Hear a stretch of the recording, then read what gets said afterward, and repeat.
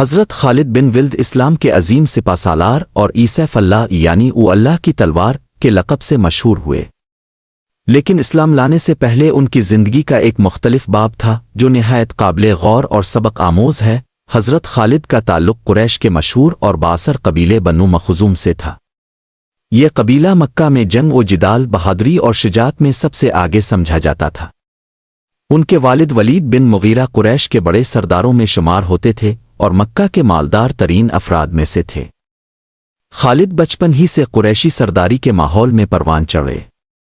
انہیں گھوڑ سواری، نیزہ بازی، تلوار بازی اور سپاگری میں خاص دلچسپی تھی۔ چونکہ بنو مخزوم کا قبیلہ جنگی مہارت میں ماہر تھا، اس لیے خالد نے بھی یہی تربیت حاصل کی اور جلد ہی مکہ کے جوانوں میں ایک ماہر جنگجو کے طور پر پہچانے جانے لگے۔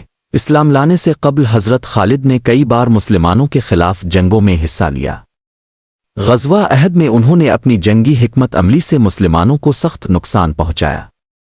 ان کی یہی صلاحیتیں بعد میں اسلام کے لیے سب سے قیمتی اثاثہ بن گئیں۔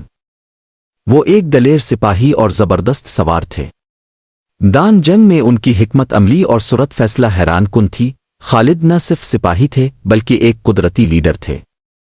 ان کے قبیلے اور دوست ان پر مکمل اعتماد کرتے تھے۔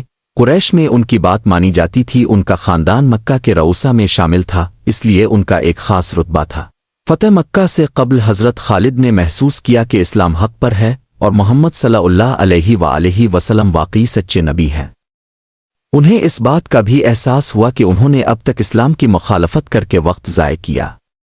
چنانچہ وہ اپنے بھائی ولید بن ولد کی ترغیب پر مدینہ آئے اور حضرت محمد صلی اللہ علیہ وسلم کے ہاتھ پر بیعت کر کے اسلام قبول کیا۔ یہ ابتدائی زندگی کا وہ دور تھا جس نے حضرت خالد بن ولد کو ایک جنگجو سے اسلام کا مجاہد بنایا۔